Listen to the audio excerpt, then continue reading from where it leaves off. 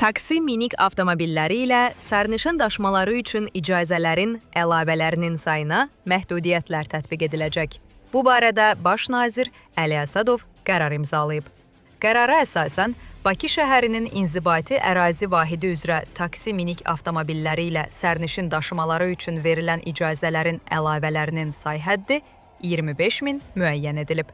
Taksi minik avtomobilləri ilə sərnişin daşımaları fəaliyyəti üçün icazələrin əlavələri Rəqabət Məcəlləsinə, lisenziyalar və icazələr haqqında və avtomobil nəqliyyatı haqqında qanunlara uyğun olaraq və müraciət zamanı növbəlilik nəzərə alınmaqla verilib.